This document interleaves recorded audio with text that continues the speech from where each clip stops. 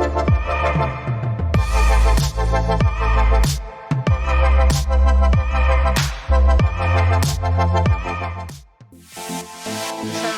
warahmatullahi wabarakatuh. Kali ini kita akan membahas tentang teknologi yang terinspirasi dari struktur jaringan tumbuhan. Kita sama-sama baca doa ya. Bismillahirrahmanirrahim. Materi kita ada dalam Quran Surat Ali Imran ayat 191.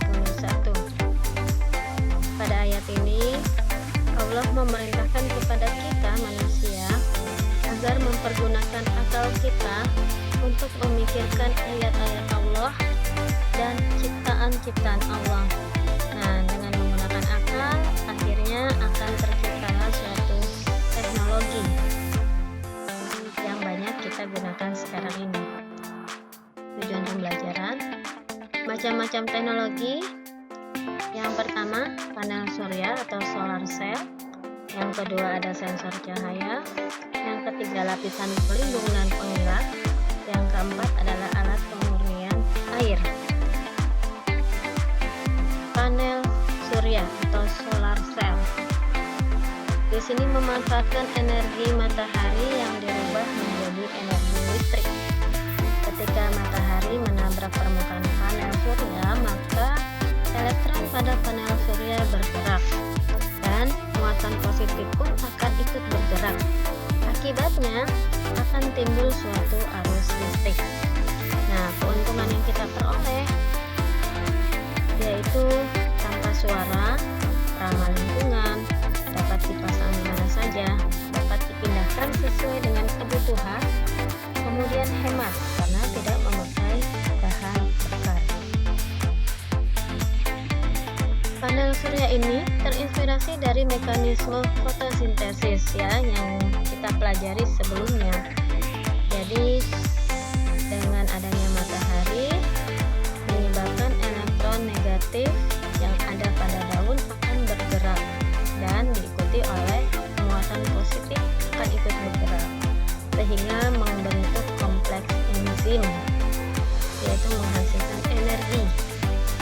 Energi ini kemudian akan digunakan untuk mengubah CO2 menjadi glukosa. Yang kedua yaitu sensor cahaya. Perhatikan lampu jalanan. Jadi pada pagi hari resistor atau listrik mengalir ke saklar. Kemudian saklar akan mematikan listrik utama. Akibatnya lampu mati. Tetapi pada menjelang malam, aliran listrik tidak mengalir melalui fotoresistor. Tidak ada aliran listrik ke saklar, akibatnya saklar berada dalam kondisi on dan lampu menyala.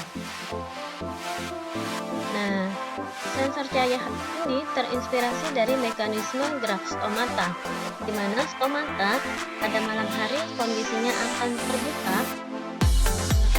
gunanya untuk menangkap air agar dapat masuk ke dalam sel-sel penjaga.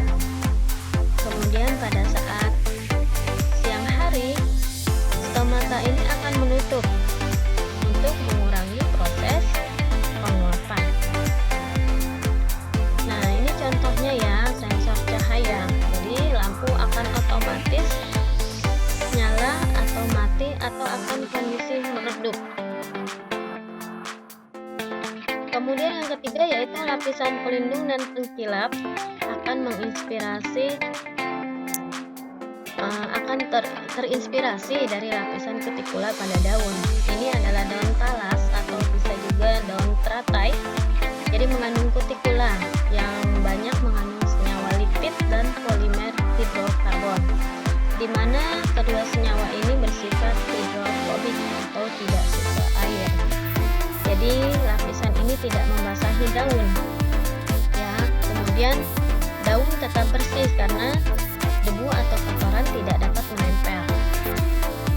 Nah, ini gambar dari lapisan kutikula yang diamati menggunakan mikroskop. Ya, jadi seperti ada kristal-kristal putihnya. Nah, kemudian ilmuwan terinspirasi dengan hal itu, akibatnya menciptakan alat atau bahan, misalnya cat yang tidak mudah kotor atau lapisan pengkilap, contohnya pada mobil. Nah, bagian ini adalah mobil yang sebelum diberikan lapisan pengkilap, dan ini yang sudah diberikan lapisan pengkilap. Kemudian alat pemurnian air. Di sini terinspirasi dari eceng gondok. Eceng gondok kita tahu ya, adalah tumbuhan monokotil yang memiliki akar yang banyak dan sangat rapat. Nah, akar-akar ini kalau kita lihat menggunakan mikroskop, jadi terdiri dari lubang-lubang yang terbentuk dari protein memiliki daya ikat tertentu. Salah satu lubangnya disebut dengan aquaporin. Nah, aquaporin ini merupakan saluran yang hanya dilewati oleh air, sehingga kotoran-kotoran akan tertahan di dalamnya. Kalau kita perhatikan lingkungan air yang banyak eceng gondok, maka airnya akan lebih jernih.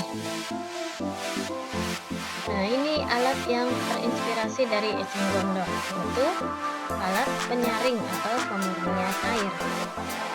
Kemudian masih banyak ya bangunan atau alat-alat lain yang terinspirasi dari tumbuhan.